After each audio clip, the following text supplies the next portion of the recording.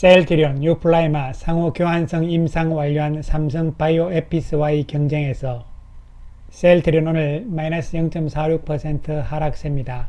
헬스케어는 플러스 0.14%, 제약은 마이너스 0.12% 하락세를 보입니다. 세 종목 모두 음봉의 모습을 보여주어서 아쉬운 모습인데요. 셀트리온은 음봉의 몸통이 큰 모습이 나타나고 말았는데요. 하지만 거래량 측면을 보았을 때는 소강 상태의 모습으로 해석을 할 수가 있겠습니다. 수급이 조금 끊긴 상태잖아요. 잠잠한 구도 속에서 작은 물량에도 크게 밀리고 또 반대로 작은 물량에도 크게 올라갈 수 있는 이러한 소강 국면이 나타나고 있는 상황이 되겠습니다. 왜냐하면 시장은 다시 삼성전자를 필두로 해서 지수만 견인하는 모습이 나타나고 있기 때문이죠. 오늘 이 시간에는 삼성 바이오에피스가 휴미라 바이오시밀러에 대해서 상호 교환성 임상을 완료를 했잖아요. 이와 관련해서 과연 셀트리온은 뭐하고 있느냐, 그리고 과연 이 상호 교환성, 소위 교차 처방이라고도 이야기를 하는데요. 이것이 얼만큼 매출에 큰 영향을 미칠 것인가, 이러한 부분에 대해서 이야기를 해보기로 하겠습니다. 삼성 바이오에피스는 휴미라 바이오시밀러에 대해서 상호 교환성 임상을 완료를 했다는 보도자료를 발표를 했죠. 먼저 미국의 휴미라 바이오시밀러 시장을 앞두고 이제 7월 달부터 본격적인 대전, 전쟁이 시작이 되잖아요. 이와 관련돼서 업체들을 쭉 한번 살펴보게 되면요. 암젠의 암제비타는요, 이미 1월 31일 날 출시가 됐잖아요. 그래서 2월, 3월 매출액은 별로 나오지 않았고요. 이에 따라서 암젠에서는 고농도 3상을 지금 현재 진행을 하고 있는 상황이죠. 저농도는 별로 매출이 안 나오니까요. 그 다음에 삼성 바이오에피스는요, 저농도와 고농도를 다 가지고 있는 상태이고 상호 교환성에 대해서 임상을 완료를 했다고 발표를 한 것이고요. 셀트리온의 유플라이마는 고농도이며 FDA 승인이 나온 상태잖아요. 그리고 상호 교환성에 대해서는 현재 임상 3상을 진행을 하고 있는 상태라고 보시면 되고요. 알보텍은 재심사 심사 중이고요. 그리고 산도스는 저농도, 고농도 모두 다 가지고 있는 상황이죠. 그리고 상호 교환성에 대해서는 관심이 없어요. 암젠도 마찬가지고요. 베링거 인겔하임의 실태조는 저농도고요. 이것은 이미 상호 교환성에 대해서 허가가 나온 상태잖아요. 그런데 이것은 저농도이기 때문에요. 그리고 나머지 상호 교환성에 대해서는 별로 관심이 없는 모습이죠. 그런데 고농도 제품 쪽에서만 상호 교환성에 대해서 관심을 기울이고 있잖아요. 물론 산도스를 제외하고요. 그것은 왜 그러냐면요, 상호 교환성이 매출에 어떤 영향을 긍정적으로 미칠 수 있느냐 없느냐 이런 부분을 하에서 그나마 경쟁이 치열하기 때문에 조금이라도 이기기 위해서 한다, 이런 측면이거든요. 사실 이 부분에 대해서 삼성에서도 상당히 고민을 했어요. 상호 교환성에 대해서 할 것이냐 말 것이냐. 그리고 셀트리온도 마찬가지였습니다. 그 이유는 과연 뭘까요? 어쨌든 삼성 바이오에피스에서 가장 먼저 임상을 완료를 했는데요. 물론 이제는 미국의 FDA의 상호 교환성 허가도 받아야 되는 거잖아요. 자, 그런데 왜 이 부분에 대해서 고민을 했을까, 이런 부분들을 한번 살펴보기로 하겠습니다. 작년이죠. 11월 25일 날 하나증권에서 나온 자료를 보시면요, 글로벌 업체들이 보는 휴밀라 시밀러의 방향 이렇게 되어 있는데요. 여기서도 앞으로 판도를 예상하기 어려운 포인트들이 많다, 이렇게 자료가 나왔잖아요. 차별화 전략이라든가 그 다음에 바로 이 상호 교환 가능성, 이 부분에 대해서 모른다는 것이죠. 어떻게 될지. 왜냐하면 상호 교환성에 대해서는요, 처음이에요. 처음이기 때문에 이거 어떻게 될 것인가, 이런 부분들이거든요. 이에 대해서 과연 그렇다면 오리지널인 에브비사의 입장은 어떤 것인가 자료를 보시게 되면요, 그 당시에도 이미 에브비는 휴미라의 매출이 45%나 감소할 것이다, 이렇게 예상을 이미 하고 있는 것이죠. 약간이나는 감소를 해야 된다, 이렇게 보고 있는 것이고요. 그리고 여러 가지 이야기들이 있었지만요, 상호 교환성에 대한 생각인데요, 이 부분에 대해서 상호 교환성은 바이오 시밀러 성공의 중요한 요소는 아니라고 보고 있다, 이렇게 이야기를 하는 것이거든요. 그 다음에 암젠도 상호 교환성에 대해서 어떤 이야기를 했냐면요, 역시 바이오 시밀러 성공의 중요한 요소는 아니라고 보고 있다고 이야기를 한 것이죠. 그 다음에 삼성 바이오에피스 오가논 쪽도 마찬가지입니다. 상호 교환성에 대한 생각은요, 바이오 시밀러 성공의 중요한 요소는 아니라고 보고 있다, 이렇게 공통적으로 상호 교환성에 대해서는 크게 중요하지 않다고 생각을 하는 것이죠. 그럼 왜 그럴까요? 이 상호 교환성이라는 것은요, 병원에서 의사가 환자에게 처방전을 쓸 때 그 처방전에다가 약 이름을 휴미라라고 썼어요. 그래서 환자가 이 처방전을 가지고 그리고 약국에 갔잖아요. 그런데 약국에서 휴미라 대신에 다른 것을 준다는 이야기죠. 그것은 이제 허가가 난 걸 줘야 되겠죠. 상호 교환성에 대한 FDA 허가를 받아야 되는 것이죠. 그러면 이제 약사 입장에서는 휴미라 말고 허가 난 것 중에서 하나를 처방을 해줄 수 있다, 이런 이야기가 되는 것이죠. 그런데 여기서 생각을 해야 되는 것이요, 반드시 처방 전에요 오리지널인 휴미라라고 적혀 있어야 되는 것이죠. 예를 들어서 휴미라가 아닌 다른 약 적혀 있는데 삼성 바이오오피스 약을 주면 안 된다는 이야기죠. 오로지 휴미라일 때만 그렇다는 이야기가 되는 것이죠.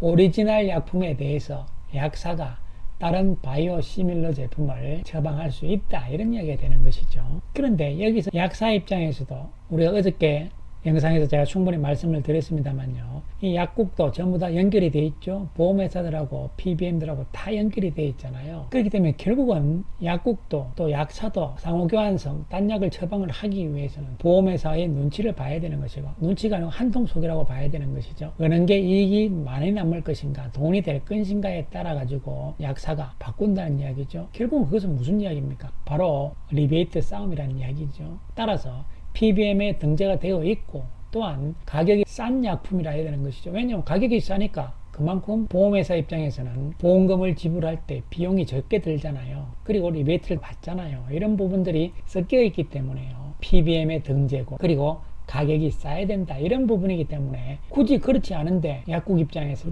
다른 약을 줄 필요가 없는 것이잖아요. 이런 부분들이 유통구조 속에서 다 연결이 되어 있기 때문에 사실 어떻게 보면 크게 중요한 부분은 아니라고 볼 수가 있는 것이죠. 이 부분에 대해서 이해가 잘 안 되시는 분들은요, 어저께 영상을 반드시 다시 한번 참고를 하시기 바라겠습니다. 그래서 삼성 바이오 에피스하고 유플라이마가 경쟁하는 것은 아니죠. 경쟁 대상은 바로 오리지널인 휴미라를 놓고 하는 것이기 때문에요, 이 상호 교환성이 어느 정도 영향을 줄 것인가, 이런 부분들은 사실 아직은 아무도 잘 모르는 부분이긴 합니다. 그렇긴 하지만 어쨌든 해놓자, 이런 관점이잖아요. 그런 측면에서 삼성이 먼저 시작해서 임상이 완료된 것이고요. 셀트리온도 현재 유플라이마는 임상 3상에 들어가 있는 상황이잖아요. 근데 이 임상을 하는데도 돈이 들어가는 거, 공짜로 임상을 하는 것이 아니잖아요. 그래서 이것이 매출로 얼마큼 나올 것인가 고민을 하면서 고농도가 아닌 다른 업체들은요, 앞에서 봤듯이 상호 교환성에 대해서 관심이 없어요. 그렇기 때문에 이 부분이 크게 치명적인 요인이다, 상호 교환성이, 이러한 생각은 아니라고 말씀을 드릴 수가 있는 것이죠. 결론을 다시 한번 정리를 하면요, 과연 상호 교환성이 매출에 얼만큼 영향을 치명적으로 중요한 키 열쇠는 아니라는 측면을 말씀을 드리겠습니다. 현재 휴미라의 적응증별 매출 비중을 한번 살펴보시게 되면요, 66.6%의 시장이 류마티스 관절염과 염증성 장질환이다, 이렇게 보시면 되고, 특히 크론병하고 궤양성 대장염, 즉 두 개를 합친 염증성 장질환 쪽이 1등이 34.9%이기 때문에요, 이 부분의 이 시장이 가장 큰 핵심적인 시장이라고 볼 수가 있는 것이죠. 따라서 셀트론의 유플라이마도 일단은 이런 적응증에 먼저 타겟을 삼을 것으로 보입니다. 한편 최근 증권사들의 자료를 보시면요, 헬스케어의 유플라이마 매출액에 대해서 전망치를 쭉 이렇게 보시면요, 2023년보다는 대부분 2024년에 기대를 하고 있다는 결과를 볼 수가 있는 것이고요. 올해보다는 내년을 보자, 이런 말씀을 다시 한번 강조를 드리고요. 오늘 하이투자증권에서 셀트론에 대한 보고서가 나왔는데요, 역시 휴미라 시장에 대해서 초점을 맞춘 모습이고요. PBM 등재와 관련된 이야기들인데요, 어저께 영상에도 말씀을 드렸지만요, 셀트리온은 고농도 제형 허가를 5월 23일 날 획득을 했잖아요. 그리고 생산 능력, 공급 능력 측면에서도 19만 리터의 캐파를 보유 중이며, 또한 미국 직판을 통해서 리베이트 경쟁에서도 우위를 확보할 전망이다. 즉 리베이트 경쟁, 가격 경쟁이 가장 중요하다는 말씀도 이미 드린 바가 있는 것이죠. 그 외의 내용들 가운데서 역시 올해하고 내년에 미국의 신제품이 5개 나온다는 것을 정리를 잘 해놨어요. 이미 베그젤마, 그 다음에 유플라이만 7월 1일 날 나오잖아요. 2개는 거의 다 나왔고요. 램시마 SC가 이제 그 다음 차례가 되는 것이죠. 가장 핵심이 될 수가 있는 것이고요. 그 다음에 2개의 또 제품이 있는 것이죠. 그리고 하이투자증권의 실적 추정치를 보시게 되면요, 2분기에는 셀트리온의 매출액이 5,831억 정도로 잡았고요, 영업이익도 1,813억, 그리고 올해 전체적으로는 2조 5,149억을 잡았고요, 영업이익은 8,032억을 잡았는데요, 현재의 컨센서스하고 비교를 해보면요, 2분기에 대한 전망은요, 컨센서스보다 낮게 잡아놓은 상태고, 그 그 다음에 올해 연간으로 봤을 때 조금 비슷하긴 합니다만, 따라서 하이투자증권에서도 연간으로 올해는 매출액도 10% 그리고 영업이익은 24% 정도 증가, 다 이런 전망을 해놓고 있는 상황이죠. 세일트리온 오늘 외국인들이 17억의 매수 우위, 기관들은 56억의 매도인데요. 지금 외국인들도 조용한 상황이잖아요. 그래도 잠잠한 모습이 나타나고 있고요.